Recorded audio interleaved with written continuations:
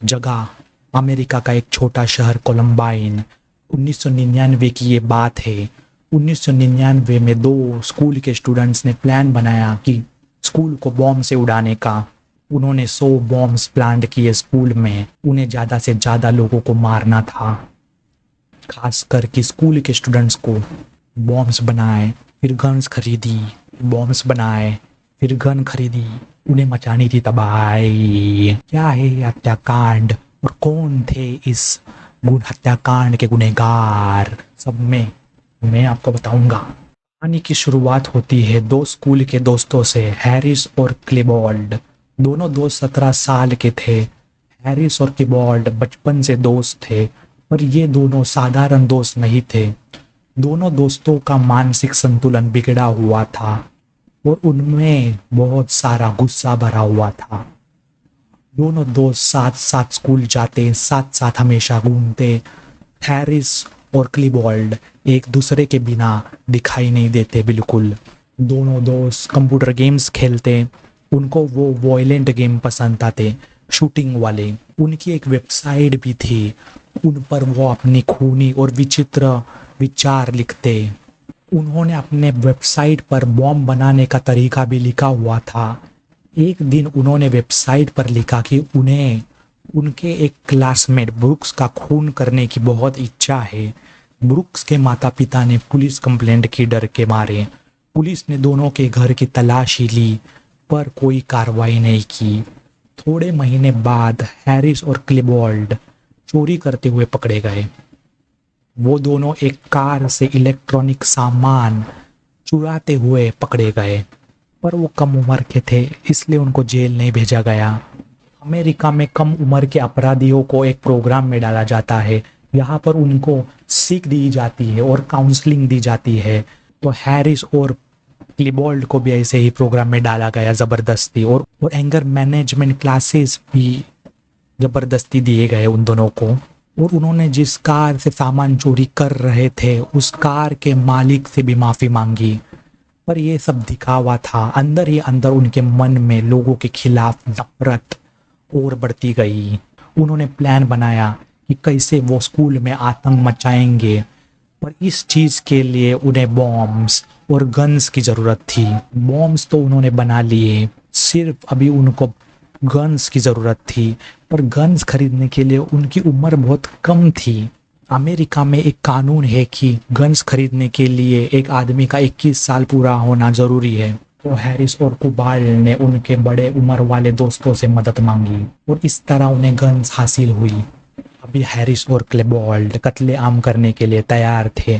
कुछ ही दिनों में हैरिस और क्लिबॉल्ड उनके स्कूल में ऐसा मौत का खेल खेलने वाले थे जिसे देखकर पूरी अमेरिका डर से कांपने वाली थी। पुलिस भी देखते रहने वाली थी। तो आपको पता चल गया हैरिस और क्लिबॉल्ड ये दोनों कातिलों का बैकग्राउंड। तो चलते हैं मेन घटना की ओर। अप्रैल 20, 1999। अप्रैल 20, 1999 स्कूल की गर्मी की छुट्टियां गिरने वाली थी। स्कूल के बहुत कम दिन बाकी थे। हैरिस और क्लिबॉल्ड ने एक दिन पहले ही, मतलब 19 अप्रैल को स्कूल के सभी अलग अलग इलाकों में बॉम्ब्स प्लान किए थे। हैरिस और क्लिबॉल्ड का ये प्लान था कि पहले स्कूल को बॉम्ब से उड़ाया जाए, फिर बॉम्ब से बचे हुए लोगों को गन से शूट किया जाए। 20 अप्रैल को स्कूल के दिन हैरिस और क्लिबॉल्ड दोनों स्कूल के बाहर आए और उन्होंने बॉम्ब्स डेटोनेटर का बटन दबाया, पर बॉम्ब्स नहीं फटे। उनका वो प्लान फेल हो गया क्योंकि बॉम्ब बिल्कुल फटे नहीं, बॉम्ब खराब निकले।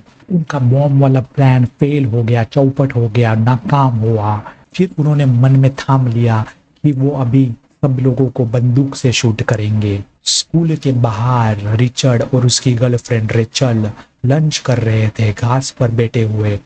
हैरिस और क्लिबॉल्ड ने दोनों को शूट किया। रेचल तुरंत मर गई। रिचर्ड घायल हो गया बहुत बुरी तरह से। आज के दिन तक वो पैरालाइज्ड हो गया है और व्हीलचेयर पर ही बैठा हुआ है। फिर दोनों ने 3 लड़कों पर गोलियां चलाई। एक लड़का मर गया, 2 लड़के बुरी तरह जख्मी हुए। गोलियों की आवाज सुनकर स्कूल के स्टूडेंट्स डर गए और टीचर्स ने स्टूडेंट्स को छुपने के लिए कहा। शायद सबको पता चल गया था कि स्कूल में आतंक मचने वाला है। आखिर हैरिस और क्लेबॉल्ड ने स्कूल में प्रवेश किया और गोलियां बरसाई और गोलियां बरसाई। कुछ और स्टूडेंट्स को मार डाला। ऐसे ही शूट करते करते अक्का स्कूल घूमे वो दोनों। पर जब दोनों ने लाइब्रेरी में प्रवेश किया तो सबसे ज्यादा विनाश किया। सबसे ज्यादा स्कूल स्टूडेंट्स लाइब्रेरी में मारे गए। सब मृत और जख्मी लड़के और लड़कियां 18 से 13 साल के बीच में थे। हैरिस और क्लेबॉल्ड को सबसे ज्यादा स्पोर्ट्स खेलने वाले जॉक्स लड़कों से नफरत थी, तो उन्होंने उन लड़कों को ढूंढ के मारने की कोशिश की। ये शूटिंग और मौत का खेल 1 घंटे तक चला और पुलिस दूर से ही आतंक देखती रही क्योंकि वो कुछ नहीं कर सकते थे, उनके हाथ में कुछ नहीं था। स्वाट टीम को आते आते 1 घंटा लग गया, पर स्वाट टीम की जरूरत नहीं पड़ी क्योंकि हैरिस और क्लेबॉल्ड दोनों ने खुद को गोलियां मार के खुदकुशी कर ली थी। तब तक स्वाट टीम के आते उनको शायद पता चल गया कि उनका खेल खत्म हो गया है। मरने से पहले उन्होंने जो बॉम्ब स्कूल में प्लांट किए थे वो डिटोनेट करने की कोशिश की और नाकामयाब हुए। उनको शायद बॉम्ब्स बनाने का अधूरा ज्ञान था। इस शूटिंग में 16 लोगों की मौत हुई और 23 लोग जख्मी हुए। जिन्होंने हैरिस और क्लेबॉल्ड को गन्स इलीगली खरीद के दिए थे उन दोनों लड़कों के नाम मेंस और दुरान था। मेंस को 6 साल की जेल हुई और दुरान को 4.5 साल की जेल हुई। पब्लिक और मीडिया ने शूटिंग को वायलेंट कंप्यूटर गेम्स का असर बताया। बहुत लोगों ने अमेरिका के गन्स कल्चर पर भी आरोप लगाया। इस क्राइम का बहुत डेंजर असर अमेरिका पर पड़ा क्योंकि भविष्य में भी बहुत लोगों ने इस क्राइम से प्रेरणा ली और उन्होंने भी आतंक मचाया। इसलिए ये कोलंबाइन स्कूल शूटिंग अमेरिका का सबसे भयानक शूटिंग माना जाता है। वीडियो पसंद आया तो लाइक करो। Bye, thanks.